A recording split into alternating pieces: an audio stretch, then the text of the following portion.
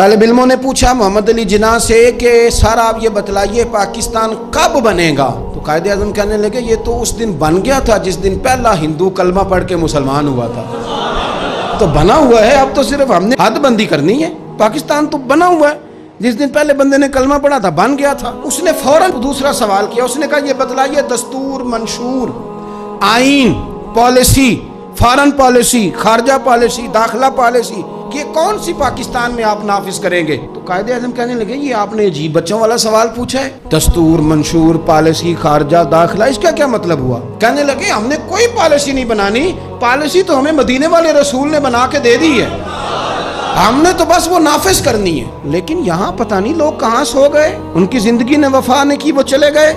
یہاں آج بیوروکریٹ کو خطرہ ہے کہ دین نافذ نہ ہو جائے، تاجر کو خطرہ ہے کہ دین نافذ نہ ہو جائے، اتنی دولتوں کا حساب دینا پڑے گا۔ یہاں بہت سارے وڈیروں کو، جاگیرداروں کو خطرہ ہے کہ دین نافذ نہ ہو جائے، چلو مجھے کہہ لینے دو۔ بڑی بڑی گدی والوں کو خطرہ ہے کہ کہیں دین نہ نافذ ہو جائے، پیروں کو خطرہ ہے، مولویوں کو خطرہ ہے، یہ نافذ ہو گیا تو میری پجاروں کا بھی مجھے حساب دینا پڑے گا۔ انشراح صدر ہی نہیں، ہم مخلص ہی نہیں اس کاج کے ساتھ۔ میں بڑی کھلے دل کے ساتھ بات کرتا ہوں کہ اگر یہ سارے گدیوں والے بھی جو بہت سارے اسمبلیوں میں بیٹھے ہوتے ہیں اور اپنے اپنے لیڈروں کی تعریفیں کر رہے ہوتے ہیں، تم بزرگوں کی اولاد ہو، تم نے بزرگوں کے نام پر ووٹ لیے، عزتیں پائیں، اور آ کے سیاسی لوگوں کی تعریف کرتے ہو، اس سے آدھی تعریفیں بھی تم مدینے والے رسول کی کرتے تو تمہاری دنیا بھی بن جاتی اور آخرت بھی بن جاتی۔ تم نے پیدائش کہاں کی، کھایا کس کا، اور تم نے نبھایا کس کے ساتھ؟ اس قدر درنگی۔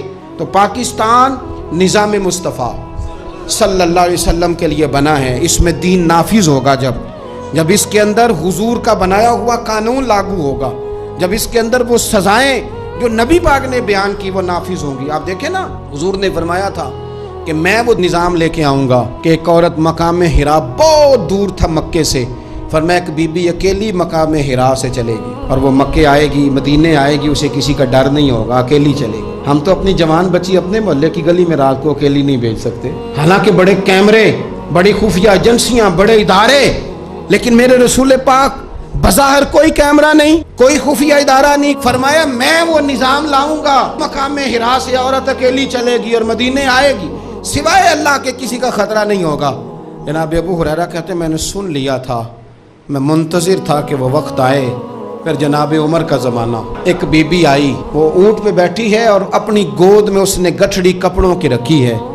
فرماتے ہیں جب مسجد نبی کے باہر اس نے اونٹ بٹھایا، میں نہیں کوئی اور بات کر رہا تھا، پوچھا کہاں سے آئی ہو؟ کہنے لگی مقام حرا سے۔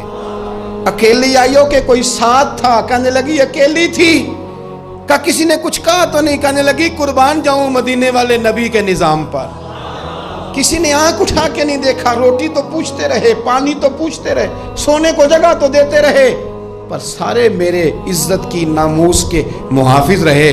حضرت ابو ہریرہ کہتے ہیں بی بی اس بندے سے باتیں کر رہی تھی، میری آنکھیں چھم چھم آنسو بہا رہی تھیں اور میرے زبان سے بار بار نکل رہا تھا اللہم صلی علی محمد وعلی آل محمد صلی اللہ علیہ۔ اور صاحبو یاد رکھو ابھی تک برادری کا سسٹم ہے، ابھی تک اونچ نیچ ہے، ابھی تک لوگ کہتے ہیں یہ فلانی برادری تو یہ فلانی برادری۔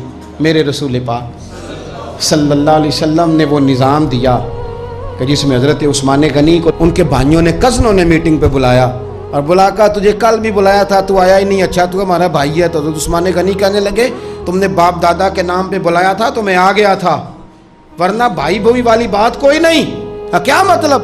فرمانے لگے تم نہیں میرے بھائی، تم میرے نبی کا کلمہ ہی نہیں پڑھتے، میرا بھائی تو وہ بلال ہے جو حبش کا رہنے والا ہے، وہ میرا بھائی ہے اس لیے کہ وہ میرے رسول کا کلمہ پڑھتا ہے۔ یہ ایک برتن میں کھانا کھایا کرتے تھے ابو ذر غفاری اور بلال حبشی، یہ سردار اور یہ غلام ایک برتن میں انہوں نے روٹیاں کھائیں، ایک دوسرے کے ساتھ وقت بتائے، صبحیں اور شامیں ان کی اکٹھی گزری، میدان جہاد میں اور امن میں یہ اکٹھے رہے، مصطفیٰ کے وصال پر یہ ایک دوسرے کے گلے لگ کے روئے، عشق رسول ان کا سانجا، محبت ان کی سانجی۔